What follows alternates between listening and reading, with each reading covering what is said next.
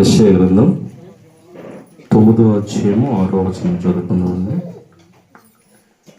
ఏలైనగా మనకు శిశువు పుట్టెను, మనకు కుమారుడు అనుగ్రహింపబడెను, ఆయన భుజము మీద రాజ్యభారం ఉండెను. ఆశ్చర్యకరుడు, ఆలోచనకర్త, బలవంతుడైన దేవుడు, నిత్యుడగు తండ్రి, సమాధానకర్తయగు అధిపతి అని అతనికి పేరు పెట్టబడెను. చాలా వందనాలండి. మత్తయి సువార్త 1వ అధ్యాయాన్ని కూడా మనము చదివి ప్రభునామాన్ని బర్త్డే కార్యక్రమాలు, వివాహాలు, అంతేకాకుండా సంఘ కార్యక్రమాలు, ఇలాంటి పండగ ఎన్నున్నాం. ఈరోజు వచ్చేటప్పుడు కూడా బహుశా వాళ్ళు సువార్త చెప్పుకుంటే రావచ్చు. ఎందుకు ఈ మాట చెప్తున్నానంటే, అంత దేవుని కృపలో అంత విరివిగా వాడబడుతున్నప్పటికీ నిన్నటి సాయంకాలమే తమ్ముడు ఈ విధంగా చిన్న క్రిస్మస్ ఆరాధన ఉన్నది, తప్పకుండా మీరు సందేశాన్ని ఇవ్వాలి అన్నప్పుడు పెదకండి పెళ్లిలో క్రిస్మస్కు ఆయనకు పిలిచారు. కానీ ఈ అన్నయ్యకు కాదనలేక, మనల్ని అందరినీ కాదనలేక, ఈ పినకోట ప్రాంతం అంటే తనకు ప్రాణం గనుక సమయాన్ని హెచ్చించి మన మధ్యకు వచ్చినటువంటి తమ్ముడిని బట్టి ప్రభునామానికి మహిమ. ఈ దినాన ఆయన మనకు క్రిస్మస్ సందేశాన్ని అందించిన ఉండగా గౌరవపూర్వకంగా చప్పట్లు కొడుతూ ఈ సమయాన్ని ఆయనకు మనము అప్పగించుదాం. ప్రైజ్ ది లార్డ్, హల్లెలూయా.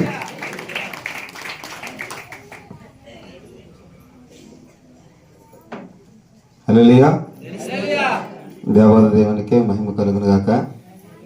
మీ అందరికీ ప్రభువైన యేసుక్రీస్తు వారి నామములో హృదయపూర్వక వందనాలు చెల్లిస్తున్నాను.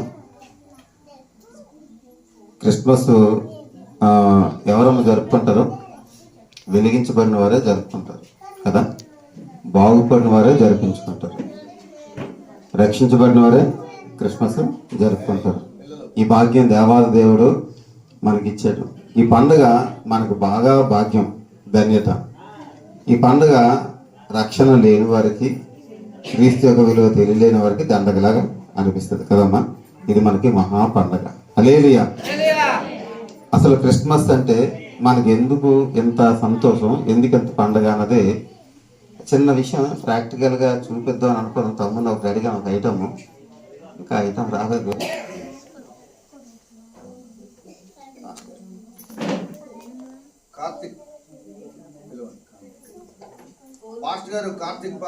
వస్తారు. చాలా రోజుల తర్వాత ఇలాగా సంఘంలో కలవడానికి దేవుడు ఇచ్చిన అవకాశాన్ని బట్టి వందనాలు.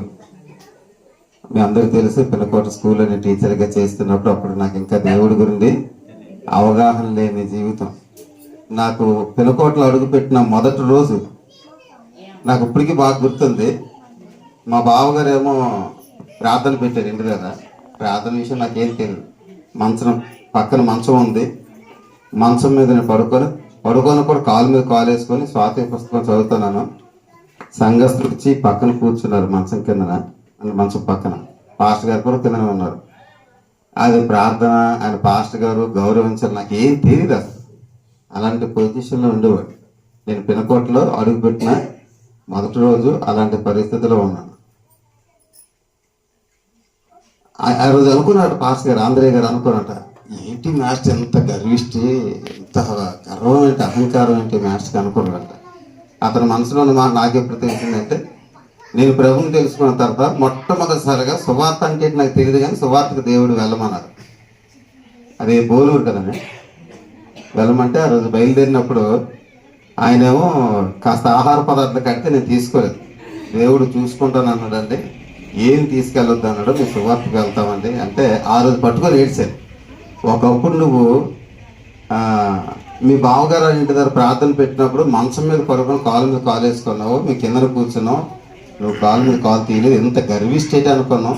కానీ అలాంటి నువ్వు దేవుడి చేత పట్టబడ్డావు అని చెప్పి పట్టుకొని ఏడ్చారు ఆంధ్రయ్య గారు ఆ రోజు. నిజంగా ఎంత అద్భుతమో మరి దేవుడు చేసిన కార్యాలు చాలా గొప్ప. ఆ రోజు ప్రారంభమైంది నా జీవితంలో క్రిస్మస్. హల్లెలూయా.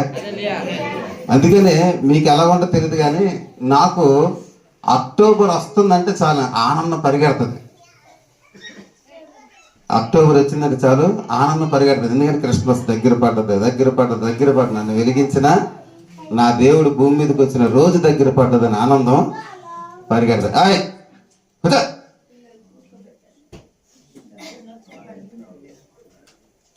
నిజంగా అసలు దేవుని తలుచుకుని ఆనందం. మీరు బాగా గమనించండి, మనం ప్రతి వారం చర్చికి వెళ్తాం, ఎక్కడ పడితే అక్కడ మీటింగ్కి వెళ్తాం. బాగా క్రిస్మస్ అనే మాటలో ఉన్నంత జోస్ ఇంకెందులో ఉంటుందా? క్రిస్మస్ అంటే క్రీస్తుని ఆరాధించలే, కానీ సందర్భం ఆయన పుట్టుకను కూర్చున్న సందర్భం. ఎందుకు ఎంత ఆనందం అని అంటే అదే ప్రాక్టికల్గా చేస్తాను.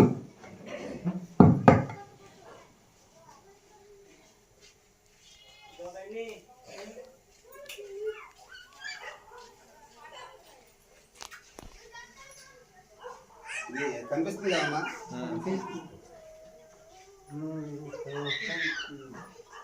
కనిపిస్తుంది కదా? ఈ రెండింటిలో దేని విలువ ఉంది? కరక వెలుక. అందుకే క్రిస్మస్ అంటే ఎంత ఆనందం. హల్లెలూయా. అయ్యగారు 3 భాగాలు చదివించారు. 3 భాగాల్లో కూడా చాలా అద్భుతమైన విషయాలు ఉన్నాయి. దేవుడు నాకు అందించిన కొద్ది సమయం మరి ఆయన చెప్పలేదు అయ్యగారు, నేనే చూసుకుంటాను. టైం చెప్పలేదు అర్థం అంటే మీరు మెలకుగా ఉండి ముందుకెళ్ళండి అని అర్థం. హల్లెలూయా. అందులో ఒక భాగం లూకాసు వార్తలో అగ్గిపుల్ల భాగం ఉంది. మొదటి నుండి 14 వచనాల్లో అగ్గిపుల్ల భాగం లూకాసు వార్తలో కనిపిస్తుంది. ఆ రెండిట్లో కూడా దేని విలువ అని చెప్పారు మీరు? వెలుగు కదా. మరి అగ్గి పొల్ల విషయం ఏమేంటి? లూకాసు వార్త 2వ అధ్యాయంలో అదే జరిగింది. మనం వెలిగింపబడ్డాం కాబట్టి, లోకాన్ని మీరు వెలుగు అన్నారు దేవుడు, మనం వెలిగింపబడ్డాం కాబట్టి మనకెంత ఆనందం. కానీ అక్కడ కాలిపోయిన పొల్లెవరు? ప్రభువు యేసుక్రీస్తు. ఒకే రాత్రి ఒకే చోట జరిగిన 2 ఇన్సిడెంట్లు అన్నమాట. యేసుక్రీస్తు వారు పుట్టారని ఈరోజు మనం ఆరాధిస్తున్నాం కదా. యేసుక్రీస్తు వారు పుట్టుక ఆ దేవదేవునికి గొప్ప అవమానం. అవమానంతో కాలిపోయారు. మనకు బాగా తెలిసిన విషయం చెప్పను. వారిది నజరేత్ ప్రాంతం, మరియా యోసేపుది నజరేత్ ప్రాంతం. డెలివరీ జనాభా లెక్కలు రాయించుకోవడానికి ఇక్కడ బెత్లెహేం గ్రామానికి వచ్చారు. వారు పూర్వీకులు ఉండేవారు. అక్కడ ఇల్లు లేదు, సొంత ఇల్లు లేదు, సొంత మనుషులు ఎవరు లేరు, పూర్వీకులు ఉండేవారు కాబట్టి జనాభా లెక్కలు రాయించుకోవడానికి వచ్చారు. అలాగ వచ్చిన వారి కోసం అప్పుడు గవర్నమెంట్ వాళ్ళు సత్రాలు కట్టేవారు. సత్రాలు అంటే ఉండడానికి ఒక బోర్డింగ్ ఉంటుంది, కానీ ఫుడ్ ఉండదు. ఎవరైనా వచ్చిన వాళ్ళు వారే వండుకొని తింటారు. వారి ఆహార పదార్థాలు వారే వండుకొని తినాలి. అకామిడేషన్ ప్రొవైడ్ చేస్తుంది అంతే గవర్నమెంట్. అలా ప్రొవైడ్ చేశారు. అయితే అప్పటికి మరియా నిండు చూలాలుగా ఉన్నారు కాబట్టి ఆవిడ కాన్పు సమయం వచ్చినప్పటికీ, అమ్మా ఇక్కడ ఎంతమంది జనాభా ఉన్నారు, మీరు ఇక్కడ ఉండడం వీల్లేదని చెప్పి ఆ సత్రం నుండి బయట పంపించేశారు. అది అవమానమా గౌరవం చెప్పండి? మరియకి అవమానం, యోసేపుకి అవమానం. ఇది బైబిల్లో ఉంది. బైబిల్లో లేని సంఘటన ఏంటంటే, యోసేపు కనీసం ప్రయత్నం చేసి ఉంటాడు. అమ్మా మీ ఇంట్లో నాకు కొద్ది చోటు ఇవ్వండి, మా ఆవిడ ప్రసవ దినాలు నిండే, కాన్పు సమయం దగ్గర పడ్డది, కాస్త చోటు ఇవ్వండి అని ఎవరిని అడిగి ఉండొచ్చు.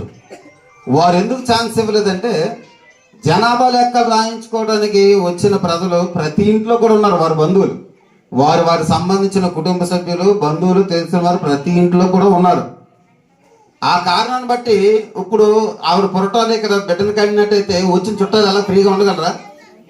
ఒకటి, ఈవిడెవరో తెలియదు. తెలియలేని వ్యక్తుల కోసం తెలిసిన బంధువులు ఎలాగ ఇబ్బంది పెడతాం? ఆ కారణాన్ని బట్టి ఎవరు కూడా మా ఇంట్లో చోట్లేదు, మా ఇంట్లో చోట్లేదు, మా ఇంట్లో చోట్లేదు అన్నారు. అది అవమానం గౌరవమా? అవమానమే. సరే, అక్కడ ఏదో పశువుల పాక ఉంది, పశువుల పాకలోనే వీళ్ళు వెళ్ళారు.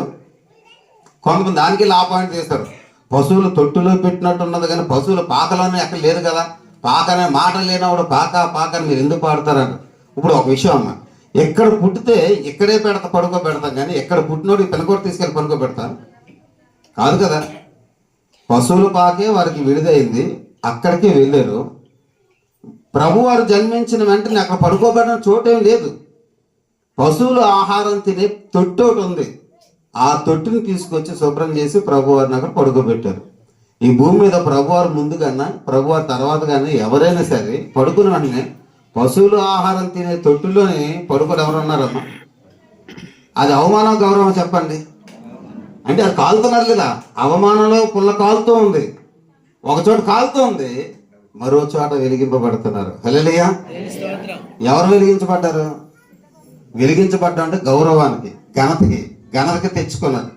ఘనతకి తీసుకొచ్చాడు దేవుడు వారిని ఘనపరిచాడు దేవుడు వాళ్ళెవరు?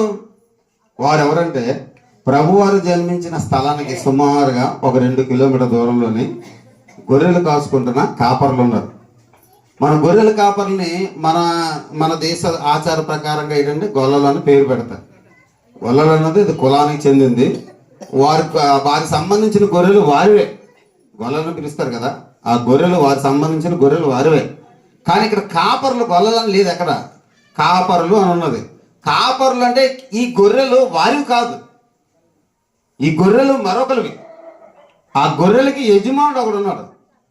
అప్పట్లో ఏంటంటే వారి ఇంట్లో పనికి కానీ ఇలాగ గొర్రెలు పశువుల మందరు కాయడానికి కానీ మనుషుల్ని దాసులుగా కొనుక్కునేవారు. ఆ దాసులతో పని చేయించేవారు. మనకు ఉదాహరణకి యోబు గారి జీవితంలో కనబడుతుంది. యోబు గారికి ఉన్న పశు సంపద అంతా కాయడానికి కాపర్లు ఉండేవారు కదా. ఆ సందర్భం మనకు కనిపిస్తుంది. ఈ కాపర్లు కూడా అటువంటి వారు తప్ప గొర్రెలు వారివి కాదు. గొర్రెల యొక్క యజమానుడు వేరే ఉన్నారు, ఆ గొర్రెలు కాసే కాపర్లు మాత్రమే వీరు. సాధారణంగా ప్రస్తుతం గొర్రెలకి అధికారులుగా ఉన్న గొర్రెలు అంటే మనం వాళ్ళకి సరైన బట్ట ఉండదు, సరైన తిండి ఉండదు, సరైన వాల్యూ కూడా ఉండదు. వీళ్ళకే అంటే ఈ గొర్రెలు వీళ్ళు సొంతమైనా కూడా వాల్యూ ఉండదు. అలాంటి వాళ్ళ కాపర్లు. గొర్రెలు వారివి కాదు, జీతం డబ్బునే రాదు, ఆ తిండి మాత్రం పెడతారు. అస్సలు విలువ లేని మనుషులు. ఇది కొరపర్తి కదా, ఉదాహరణ కొరపర్తిలో టిఫిన్ సెంటర్ ఉందండి. టిఫిన్ సెంటర్ ఉందనుకోండి, ఒకవేళ ఊర్లో వాళ్ళందరూ కూడా వెళ్ళి అక్కడ టిఫిన్ చేస్తే అదే సమయానికి ఈ కాపర్లు కనుక టిఫిన్ చేయడానికి వస్తే కిందన కూర్చొని తినాలి తప్ప ప్రజలతో పాటుగా మీద కుర్చీలోనో ఇంకా బెంచ్ మీద ఎక్కడో కూర్చొని తినే ఛాన్స్ వారికి లేదు. అటువంటి హీనమైన పొజిషన్లో ఉన్న వ్యక్తులు కాపర్లు. అటువంటి అసలు విలువలేని వ్యక్తులుగా ఉన్నారు ఆ కాపర్లు. గుర్తింపు లేదు, విలువ లేదు, అలాంటి వ్యక్తులుగా ఉన్నారు.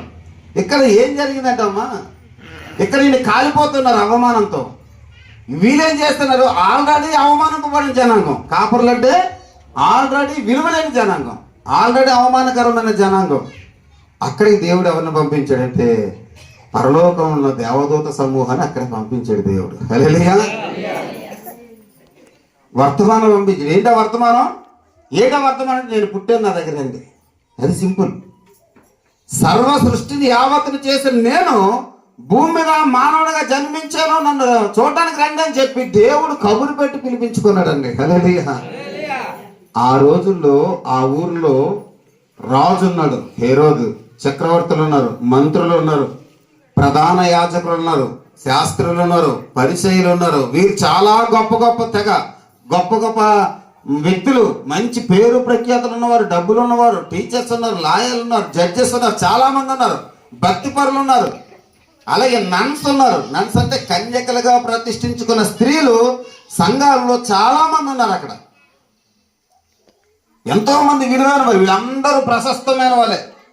ఆ రోజు దేవాలయంలో కన్యకలు చాలా మంది పరిచయం చేస్తూ ఉండేవారు. దేవాలయంలో వాళ్ళందరికీ లీడ్ చేసేవారు. అన్న అనే ఒక ఆవిడ లీడ్ చేసేవారు. కన్యకలుగా వారిని చాలా గౌరవించేవారు. ఎందుకంటే వారు వివాహాలు చేసుకోకుండా కన్యకలుగా ఉండిపోయారు. ఎందుకంటే వాగ్దానం ఉన్నది కదా, కన్యక గర్భవతి కుమారుని కన్ను. ఒకవేళ దేవుడు ఆ భాగ్యం నాకు ఇస్తాడేమో, నా ద్వారా దేవుడు వస్తాడేమో అని ప్రతిష్ఠించుకొని ఉండేవారు. వారిని ఇప్పుడు నన్స్ అంటాను. అయితే వారిని గౌరవించేవారు. ప్రధాన యాజకులు అంటే ఇంకా తిరుగులేదు, ఇంకా దైవ సంబూధులు అన్నట్టుగా చూసేవారు. అయితే దేవుడు ప్రధాన యాజకులు కానీ, నన్స్ కానీ, లేదంటే అక్కడున్న రాజులు కానీ, అధికారులు కానీ, ధనవంతులు కానీ, భక్తిపరులు ఉన్నాడు. సిమ్యోను అనే వ్యక్తి ఉన్నాడు. నాదా నీ ఇష్టం చెప్పినప్పుడు నన్ను సమాధానంగా పోనిచ్చుచున్నావా అని దేవుని స్తుతించాడు. అలాంటి సిమ్యోను భక్తిపరుడు, అన్న భక్తిపరులు అందరూ ఉన్నారు. కానీ ఎప్పుడూ ఇవ్వలేదమ్మా.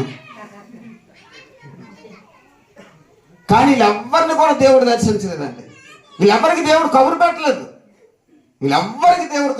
ఎందుకంటే వీళ్ళందరూ ఎవరు? సమాజంలో వెల్ నోటెడ్ పర్సన్స్, చాలా విలువైన వారు, చాలా శ్రేష్టమైన వారు. వీరు సమాజంలో చాలా శ్రేష్టమైన వారు. చాలా విలువైన వారు. ఒకవేళ వీళ్ళు కనుక అడుగు పెట్టి బయటికి వెళ్తే అందరూ అయ్యా అయ్యా దండాలు దండాలు దండాలు దండాలు వందనాలు వందనాలు అంత గౌరవింపబడిన వ్యక్తులు. అలాంటి వ్యక్తులకి దేవుడు సమాచారం అందించలేదు. హల్లెలూయా. ఎవరికి అందించే సమాచారం? సమాజంలో ఏ విధమైన విలువ లేని వ్యక్తులకి సమాచారాన్ని అందించాడండి. సింపుల్ సమాచారం ఏంటి తెలుసా? నేను పుట్టాను, నన్ను కలవడానికి రండి. హల్లెలూయా.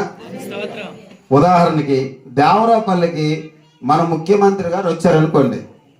దేవరాపల్లికి మన ముఖ్యమంత్రి గారు వస్తే ఎవరిని పిలిపిస్తారండి? ప్రధానమైన అధికారుల్ని కదా, ముఖ్యమైన అధికారులు పిలిపిస్తారు కదా.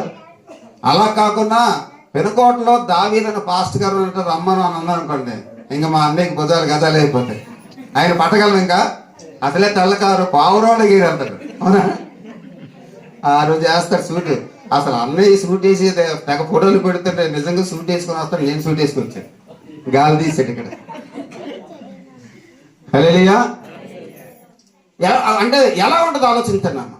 ఒక గొప్ప వ్యక్తి, ఒక ముఖ్యమంత్రి అక్కడ దేవరాపల్లి వరకు వచ్చి అక్కడ ఆగి అక్కడికి మనల్ని పిలిపించారంటే, ఎంతో మంది ఉంటుండగా మనల్ని పిలిపించారంటే ఆ మనిషి వాల్యూ ఎలా ఉంటుందో ఆలోచించారు. అలాంటిది విశ్వాన్ని యావత్తును చేసిన దేవాది దేవుడు జన్మించి ఈ గొర్రెల కాపర్లు పిలిపించారంటే వాళ్ళ వాల్యూ ఎంత ఉంటుంది? దేవుడు వారి విలువ అంటే వారి యొక్క విలువ పెంచడానికి గ్రంథంలో వారి కోసం రాయించాడండి. హల్లెలూయా. ఎంత విలువైనలు. ఒకటి, వాళ్ళకి వచ్చిన మొదటి ఆధిక్యత ఏంటంటే దేవదూతలు చూసే ఆధిక్యత.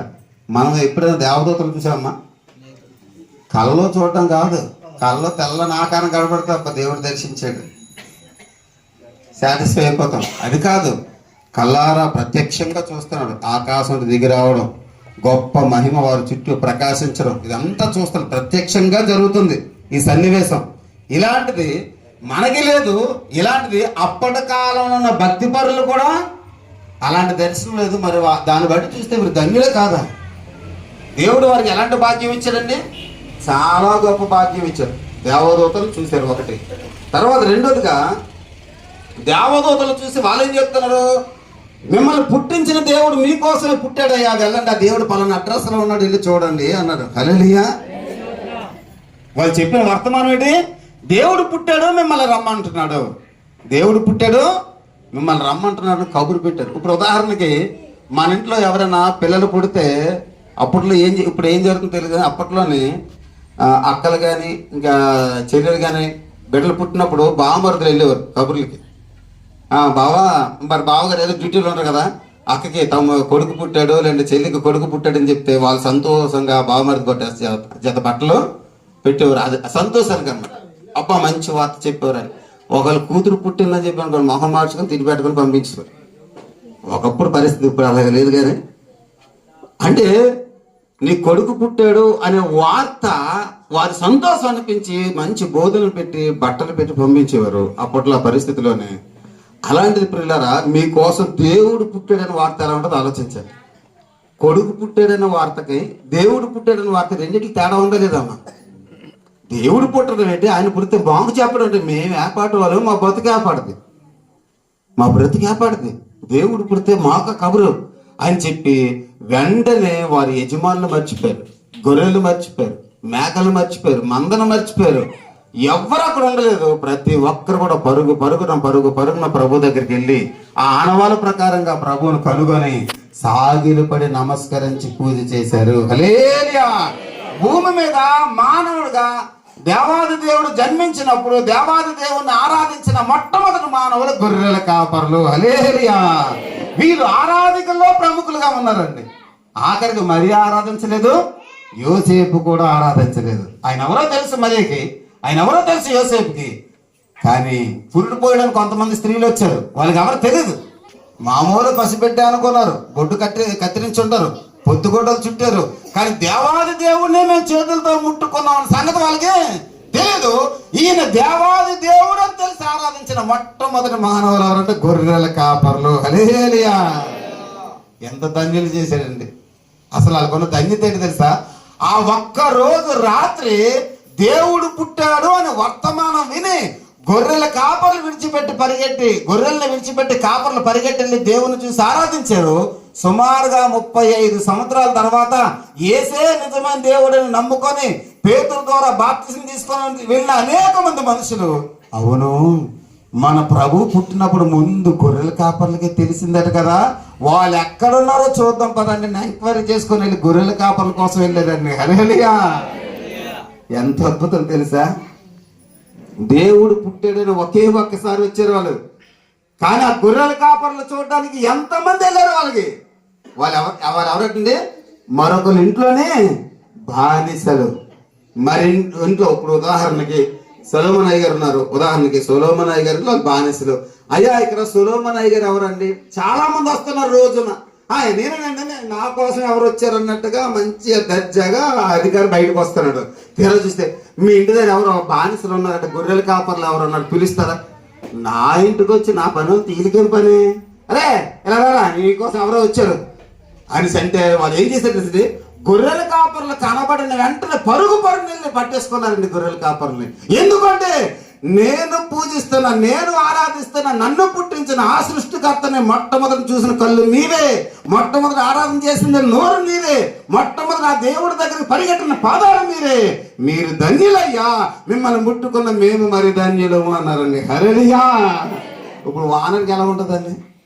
ఉడికి సావడా, ఉడుక్కొని చేస్తారు. మరి దేవుడు వారిని గణపరచలేదండి. నన్ను గణపరచు వారిని నేను గణపరచలేను. అగ్గిపుల్లలాగా ఆయన అవమానపడ్డాడు.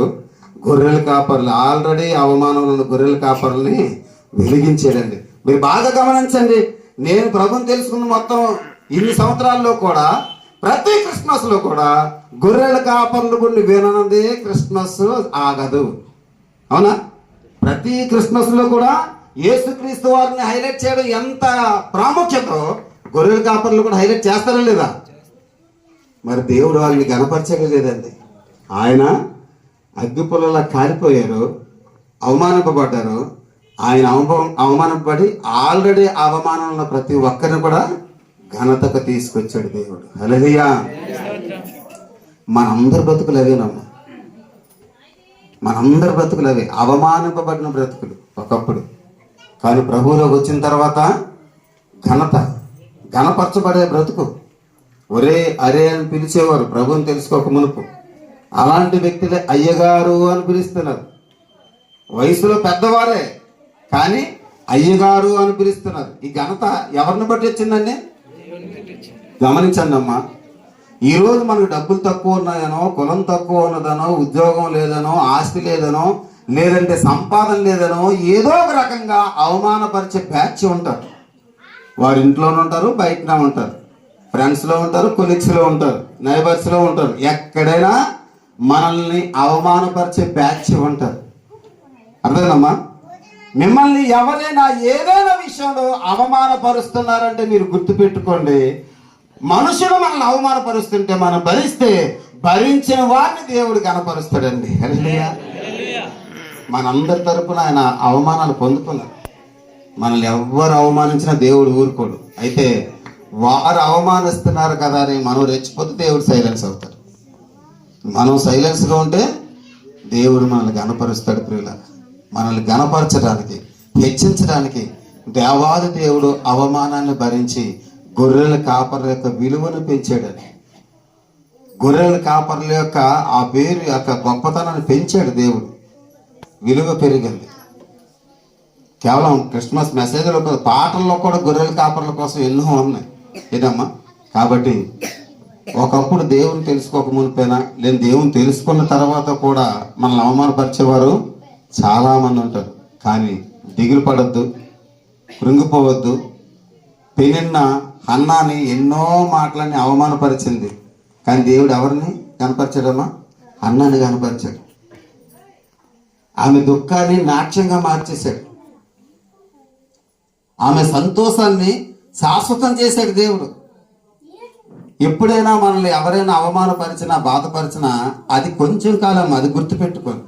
ఎవరైనా మనల్ని అవమానపరిచినా, బాధ పెట్టినా అది కొంచెం కాలమే, ఎక్కువ కాలం చెల్లదు. ఏదో ఒక రోజు వస్తుంది, సీన్ రివర్స్ అయిపోతుంది. వారే అటువంటి అవమానకరమైన పరిస్థితులకు వెళ్ళిపోతారు. వారు అవమానించిన మనము ఘనమైన స్థితిలోకి వెళ్ళిపోతామండి. హల్లెలూయా! దేవుడు తీసుకెళ్తాడు. ఘనమైన స్థితిలోకి దేవాది దేవుడు తీసుకొని వెళ్తాడు. ఇలా మరి చదువుకున్నా కదా మత్తయి వార్తలోని, యేసుక్రీస్తు జనన విధమెట్లనగా అంటే అర్థం ఏంటంటే అసలు యేసుక్రీస్తు వారు ఎలా పుట్టారో తెలుసా అన్నది అర్థం. అక్కడ ప్రశ్న అది. ఎందుకు అలా రాశారు? మనకు బైబిల్ గ్రంథంలో చదవడానికి ఇంట్రెస్ట్ లేని భాగం ఏమైనా ఉన్నదమ్మా? చదవడానికి అస్సలు చదవబుద్దేదు, చదవడానికి ఇంట్రెస్ట్ లేని భాగం ఏమైనా ఉందా బైబిల్లో? అది స్కిప్ చేసేస్తారు. చదివినప్పుడు ఏం చేస్తారు, అది దాటుకొని వెళ్ళిపోయి మిగతా చదువుతారు అనమాట. ఏంటది? వంశావళి. అబ్రహాం ఇస్సాకును కనను, ఇస్సాకు యాకోబును కనను, యాకోబు ఏంటి ఇది మగోడు కండం ఏంటి? అబ్రహాం ఇస్సాకుని కండం ఏంటి? మగోడు కండం ఏంటి? అవునా? చదవబుద్ధి కాదు, అసలు అర్థం కాదు కూడా. కానీ అందులోనే అద్భుతమైన మెసేజ్, అందులోనే అద్భుతమైన విషయాలు దాయకుండా. కొంతమంది ఏం చేస్తారంటే పెళ్ళైన తర్వాత కూతురు పుట్టిందనుకోండి మొహం మాడుస్తారు, మరలా కూతురు పుట్టిందనుకోండి శనిగొట్టిది మరలా మా కూతురినే ఇచ్చింది అంటారు. అవునా? మరలా కూతురు పుడితే మొహం కూడా చూడరు. అసలు ఒక బిడ్డకి జన్మనివ్వడానికి మాత్రమే స్త్రీకి అవకాశం ఉంది, కానీ ఆ బిడ్డ స్త్రీయా పురుషాన్ని నిర్ణయించే శక్తి ఏ స్త్రీకి ఉందా? లేదు కదా. ఈరోజు ఒక పాయింట్ చెప్తాను, ఒకవేళ మీ భర్తలు ఎప్పుడైనా సరే అలాంటి ప్రశ్న అడిగితే అప్పుడు ఈ పాయింట్ అలా చెప్పండి. ఏంటా పాయింట్ అంటే బైబిల్లో ఉంది కదా, అబ్రహాము ఇస్సాకును కనెను అంటే ఇస్సాకు ఎవరి ద్వారా బయటకు వచ్చాడు? ఎవరి నుండి వచ్చాడు? ఈ మాట ప్రకారం. కానీ కన్నది ఎవరు? శారా. కానీ బైబిల్ ఏమన్నది? అవునా? కానీ ఏది తప్పు? బైబిల్ తప్ప మన తప్ప? రెండు కరెక్టే. ఇక్కడ అర్థం ఏంటంటే అమ్మా జాగ్రత్త అండి పిల్లలు, ఇక్కడ అర్థం ఏంటమ్మా, అబ్రహాం ఇస్సాకును కనినంటే అర్థం ఏంటంటే ఇస్సాకు పుట్టక ముందు ఎక్కడున్నాడు? అబ్రహాం శరీరంలో ఉన్నాడు. అది బైబిల్లో చాలా వందల సంవత్సరాల ముందే దేవుడు రాయించాడు. దేవుడు దావీదుతో చెప్తూ, దావీదేమో దేవుడు మందిరాన్ని కట్టాలని అనుకుంటాడు. దావీదుకి దేవుడు అంటాడు, అయ్యా దావీదు, నీ చేతులు రక్తంతో తడిసి ఉన్నాయి కాబట్టి నువ్వు మందిరం కట్టొద్దు, నీ నడుము నుండి పుట్టబోవాడు నా మందిరాన్ని కడతాడు. ఈ మాట ఎవరు చెప్పారు? దేవుడు చెప్పాడు. నీ నడుము నుండి అంటే సొలొమోనుకి మందిరం కట్టాడు. సొలొమోను పుట్టక ముందు ఎక్కడున్నాడు? దావీదు నడుములో ఉన్నాడు. ఇప్పుడు సైన్స్ ఏం చెప్తుందంటే పురుషుడు యొక్క వెన్నుపూస దగ్గర ఈ స్థలంలోని కణాలు ఉంటాయి, వీర్య కణాలు. అది తల్లి గర్భంలోకి వెళ్ళిన తర్వాత శరీరంగా మారుతుంది. అర్థమవుతుందమ్మా? శరీరంగా మారుతుంది. అందులో దేవుడు ఆత్మను పెట్టిన తర్వాత ఆ శరీరం మనిషిగా బయటకు వస్తారు. ఇది ప్రాసెస్. కాబట్టి మనిషి పుట్టక ముందు తల్లి గర్భంలో ఎవ్వరూ లేరు. తల్లి గర్భంలో ఉన్న గర్భసంచి ఎంటీ ఖాళీగానే ఉంది. ఆ గర్భసంచిలోకి తండ్రిలో నుండి ఈ వెన్నుపూస దగ్గర ఇలాంటి స్థలంలో ఉంటాయి. దేవుడు చెప్పింది అదే, సైన్స్ చెప్పింది అదే, వీర్య కణాలు ఉంటాయి. ఆ కణమే శరీరంగా అలాగా ఫామ్ అవుతుంది గర్భంలోకి వెళ్ళిన తర్వాత. ఆ గర్భసంచిలోకి ఏవి పడితే వెళ్ళవు. ఒక్కటి ప్రవేశించిన తర్వాత మొత్తం గర్భసంచి అంతా క్లోజ్ అయిపోద్ది. ఎన్ని ప్రయత్నం చేసినా సరే వెళ్ళవు, క్లోజ్ అయిపోద్ది.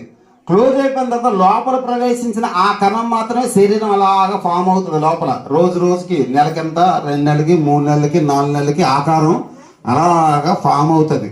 దాన్ని బట్టి పుట్టే మనుషులందరూ మగవారి నుండి వస్తున్నారు తప్ప స్త్రీల గర్భంలో ఎవరు లేరు. కాబట్టి ఒక వ్యక్తికి అమ్మాయి పుట్టినా అబ్బాయి పుట్టినా ఎవరు వారా? మగవాళ్ళు. ఇప్పుడు తప్పు ఎవరిదమ్మా? ఇప్పుడు ఎవరినన్నా ఆడలు మగవాళ్ళ మీద పక్క తీర్చుకోవాలి. ఇప్పుడు నా వల్ల ఏముంది, అంత నీలోనున్నది కాబట్టి బైబిల్ చదువుకోవాలి, లేదంటే సైన్స్ అడుగు, మనుషులు పుట్టకముందు ఎక్కడ ఉంటారని చెప్తే వాళ్ళు చెప్తారు అనేసి కదమ్మా. అందుకని బైబిల్ ఏమనంటే అబ్రహాము ఇస్సాకుని కనెను, ఇస్సాకు యాకోబుని కనెను. అంటే ఇస్సాకు పుట్టక ముందు ఎక్కడున్నాడు? అబ్రహాము గర్భంలో ఉన్నాడు.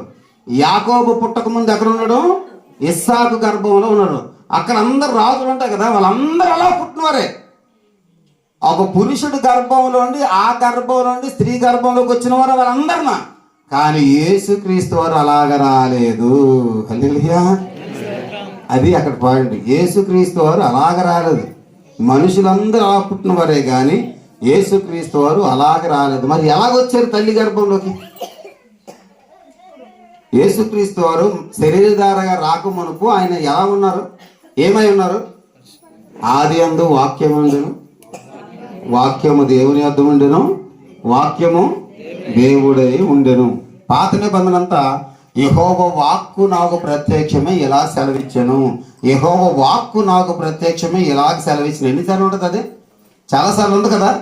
కానీ పాత నిబంధన కాలం అంతా దేవుడు ఆయన వాక్కు రూపంలో ప్రత్యక్షమయ్యారు. మాట ఇప్పుడు గబ్రియేల్ అనే దేవదూత ద్వారా వాక్కుతో మాట్లాడుతున్నారు. ఎవరితోని? మరియమ్మతో మాట్లాడుతున్నారు. మాటలు ఎక్కడికి వెళ్తున్నాయి? చెవు లోపలికి వెళ్తున్నాయి, హృదయం లోపలికి వెళ్తుంది. ఎప్పుడు వరకు వెళ్ళేది హృదయం లోపలికి? ఆమె నాకు ఇది అంగీకారం అని చెప్పేంత వరకు కూడా ఆ మాటలన్నీ హృదయంలోకి వెళ్ళాయి. మాట ఫైనల్గా ఆవిడ ఏమన్నదంటే, దీనికి నేను అంగీకారం తెలుపుతున్నాను, ఇది నాకు అంగీకారం అని చెప్పింది.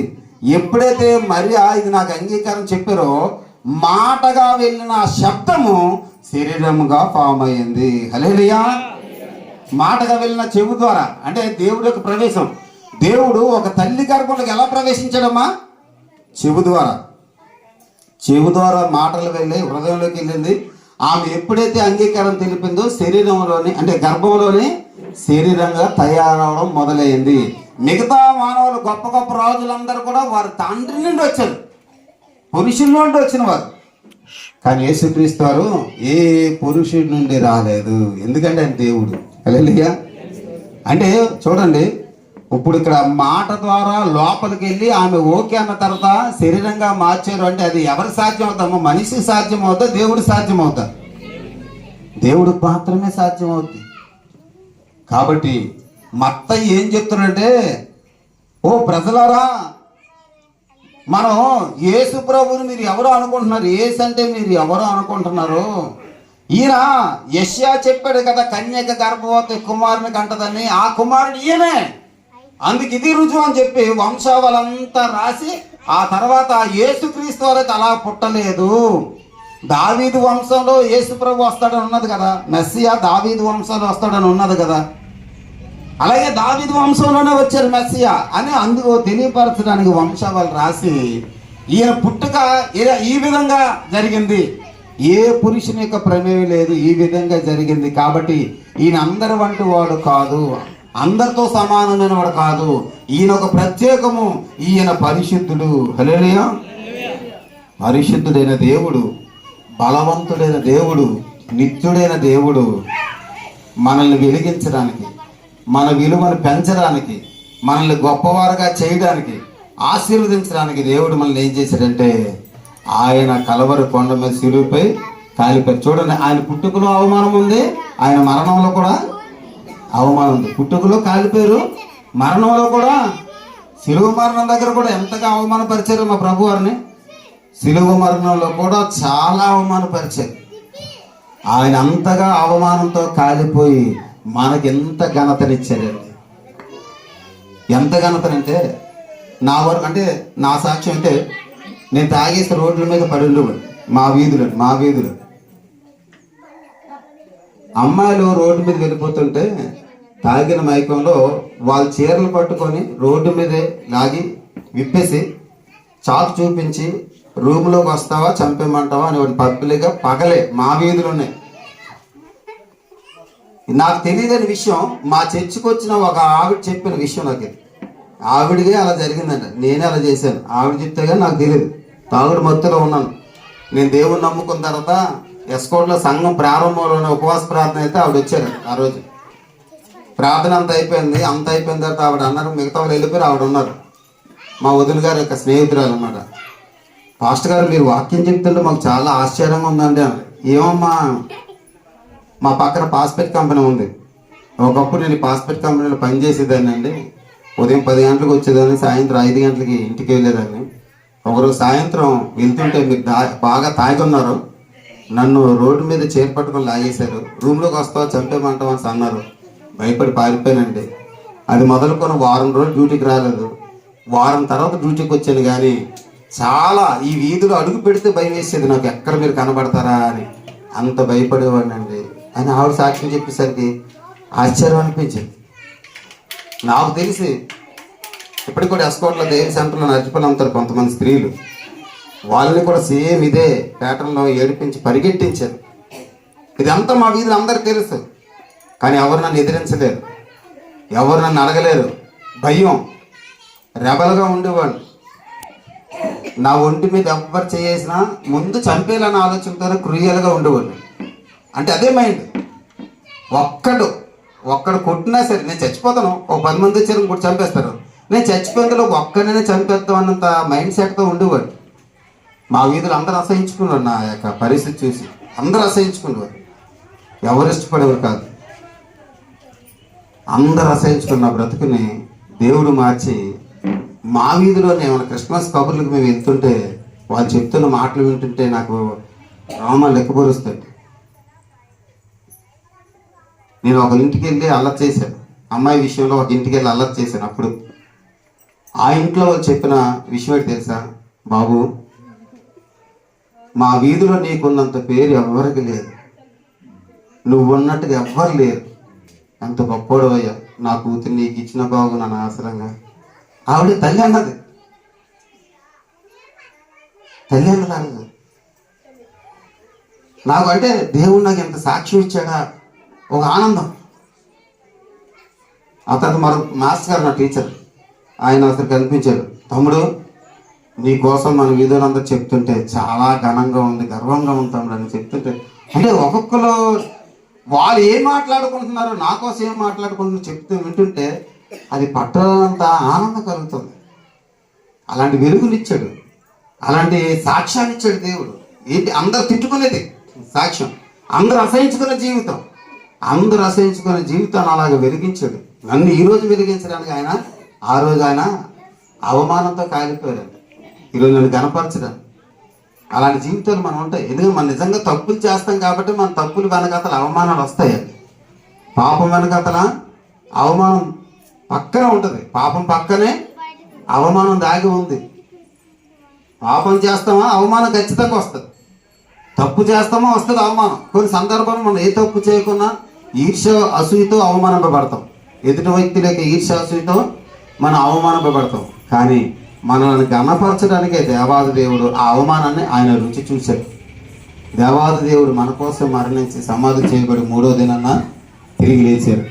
కాబట్టి క్రిస్మస్ సందర్భంగా గమనించండి, చెడిపోయిన మన బ్రతుకులను బాగు చేయడం మాత్రమే కాదు, బాగుపడిన మన బ్రతుకులకి గొప్ప విలువ ఇవ్వాలన్నదే దేవుడి యొక్క ఉద్దేశం. విలువైన వారుగా మనం ఉంచాలి. అందుకే ఆయన ఎవరిని నిర్ణయించానో ఆయన ముందుగా పిలిచాడు.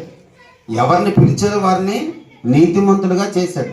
నీతిమంతులుగా చేసిన తర్వాత ఎవరిని నీతిమంతులుగా చేశాడో వారిని మహిమపరుస్తాడు దేవుడు. మనం నీతిమంతులుగా అక్కడో ఆగిపోతున్నాం. మనల్ని మహిమపరచాలంటే మన గురించి మనుషులు గొప్పగా మాట్లాడుకోవాలి.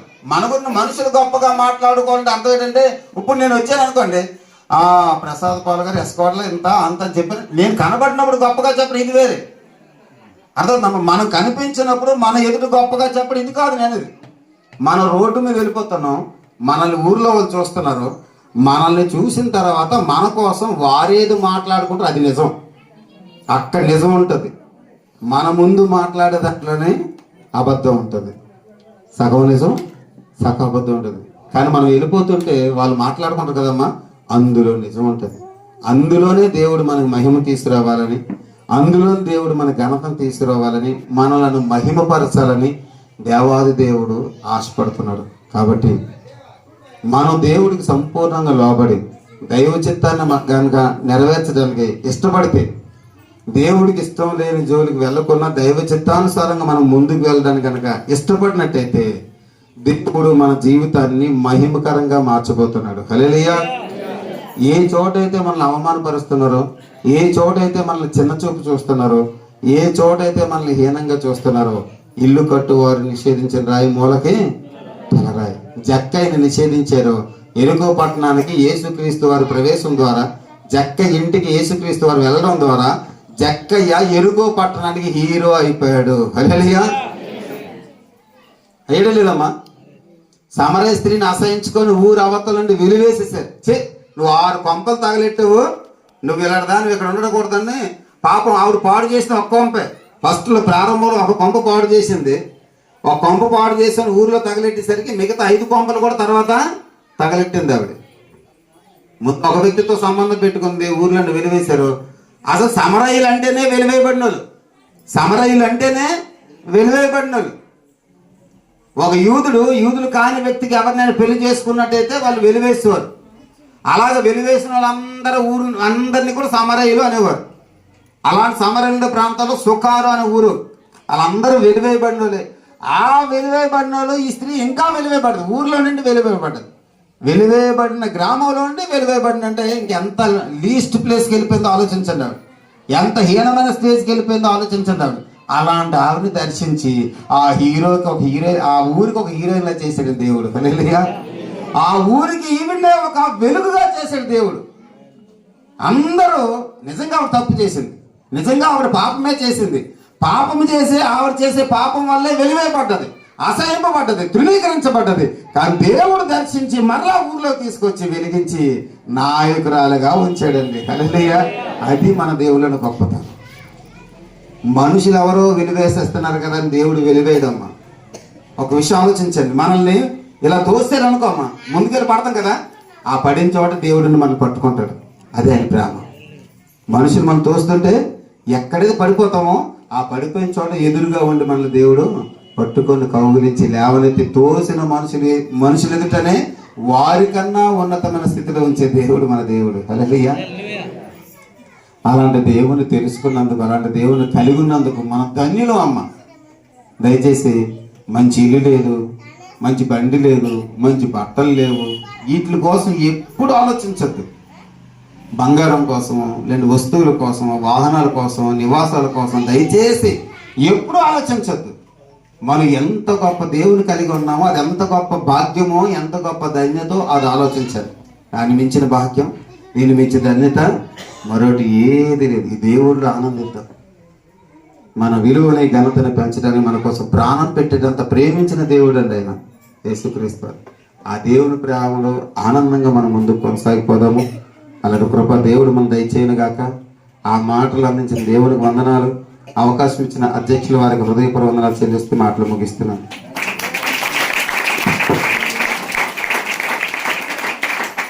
దగ్గరగా చప్పట్లు కొట్టి ప్రభు నామానికి థ్యాంక్ యూ.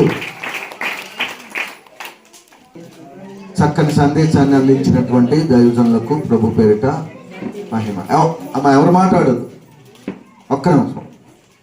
మాస్టర్ ఏం చెప్పారు ఇప్పుడు?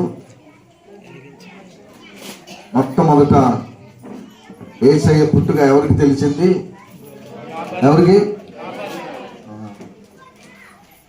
ఎక్కడో గొర్రెలు మేకలు కాసుకునేటటువంటి సొమ్ములు కాసుకున్నటువంటి కాపర్లకి తెలిసింది. ఈ దినం కూడా లోకరక్షకుడు యేసు ప్రభు అన్న సంగతి మనలాంటి వారికే మొట్టమొదట తెలియపరచబడుతుంది. భూమి మీద జ్ఞానులను సిగ్గుపరచుట కొరకు మనలాంటి అజ్ఞానులను ముందు ఎన్నుకుంటూ ఉన్నాడు. దేవునికి స్తోత్రం కలుగును గాక.